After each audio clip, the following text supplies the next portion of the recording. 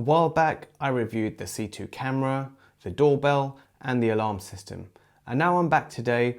We're going to take a look at the new Eufy S40 Solocam. And firstly, a big thank you to Eufy for sending me this model.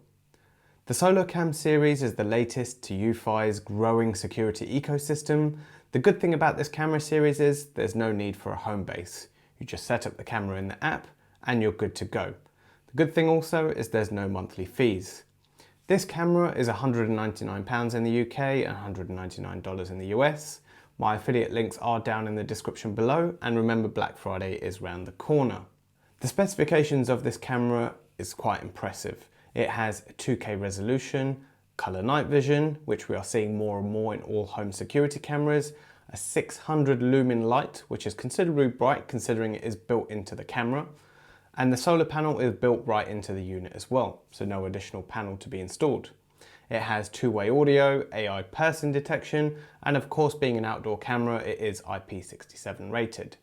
It's also compatible with Google Home and Alexa.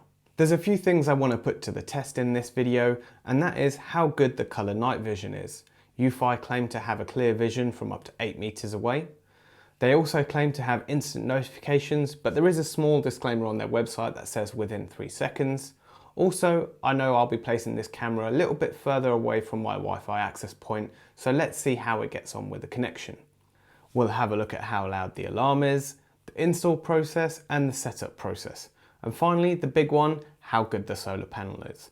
Eufy says it requires just 2 hours of direct sunlight for it to last. However, I live in the UK and sometimes the sun can be a bit of a luxury and daylight hours are getting shorter and shorter. So let's see how we get on. Let's get this opened up and have a quick look at what comes inside the box. So let's just pop that to the side. And just to show you right there, that's the camera itself. So it's a slightly odd shaped camera that you would probably normally be used to. It does have the solar panel on top, as you can see just here. So that's the bit that's going to take all the power for you. Probably not too much more of interest. So inside this box here,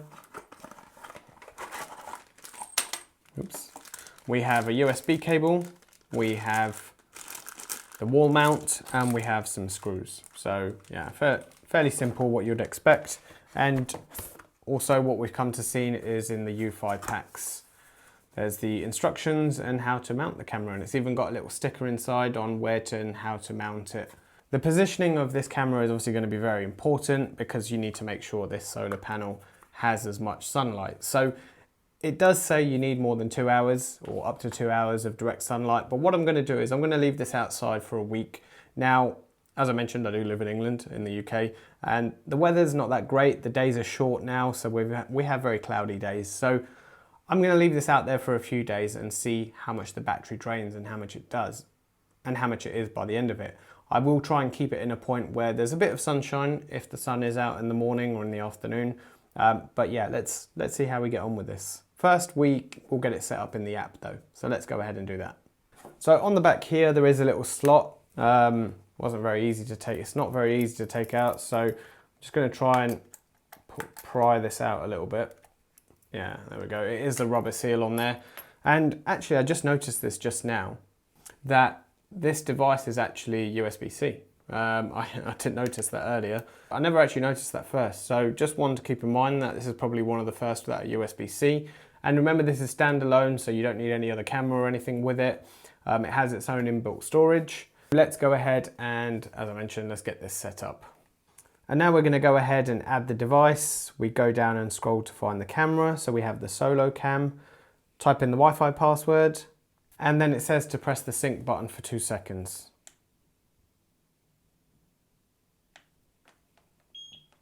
There you go, you heard that beep, and also on the front it's now flashing blue. So we go ahead and press next, and it's going to want to scan the QR code for your Wi-Fi password, so you click OK.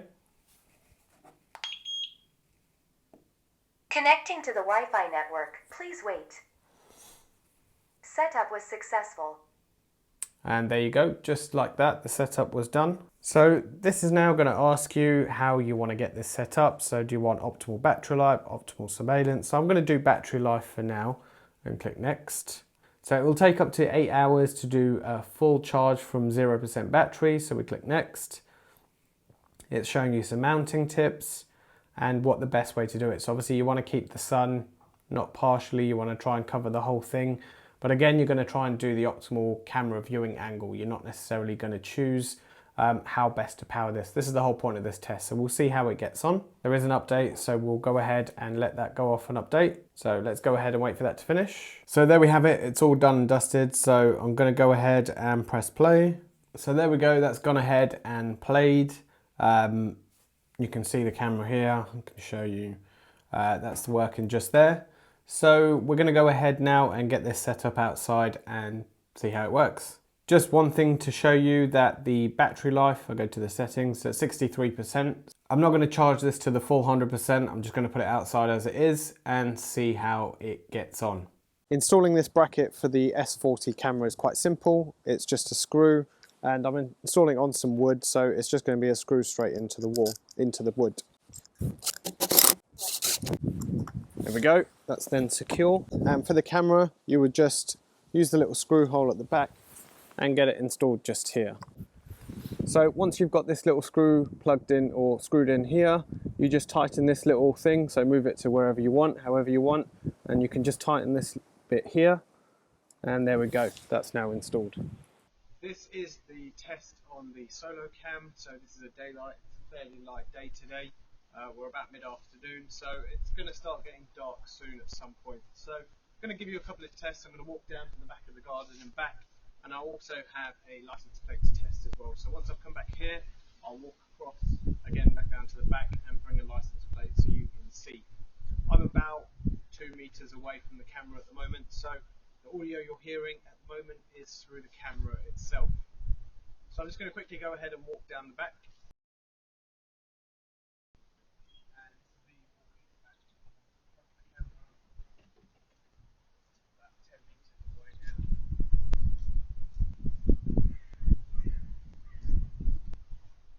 And there you go, I'm back to where I started. So again, going to grab a license plate, walk to the back so you can see the clarity of the image and how well it does work. So right here is about 25 meters away from the camera. I don't think you can really read that as such, but I'm going to start walking towards when it does come clear. Okay, there you go. Just going to move across a little bit. And I think that should be fairly readable now. So actually, to be fair, it's not too bad from how far it was. I am keeping an eye on it on my camera as well, so I can see, and yeah, it's not too bad. So here is a quick siren test of the camera.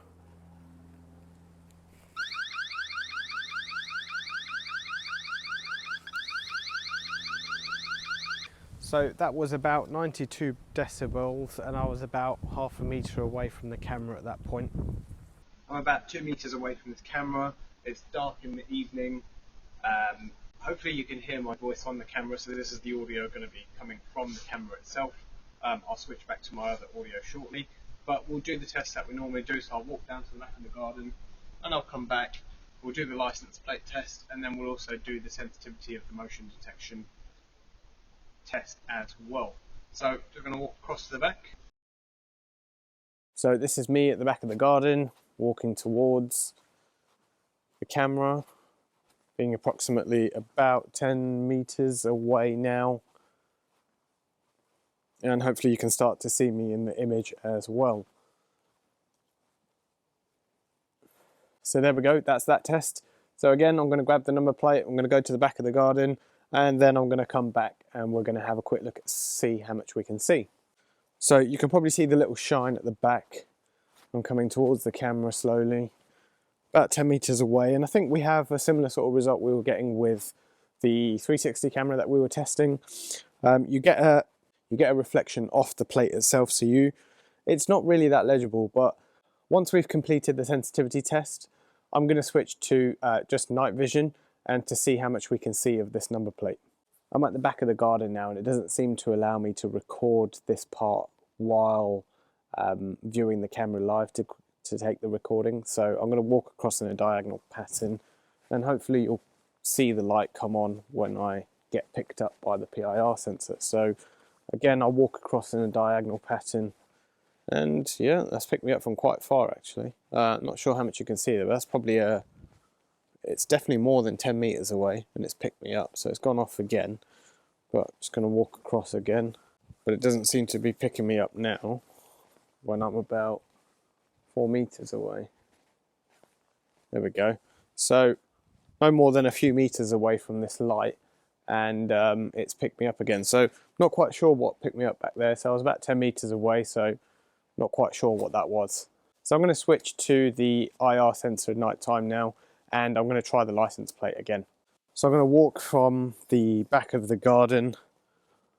Not sure again, you can see the light, the white reflecting of the number plate. So I'm going to come closer. I'm about 10 meters away now. And I'm getting closer and closer. And it's same again, I mean, you're struggling to read that number plate at night in that sense. So there we have it. So I've had this camera out for about the best part of a week now.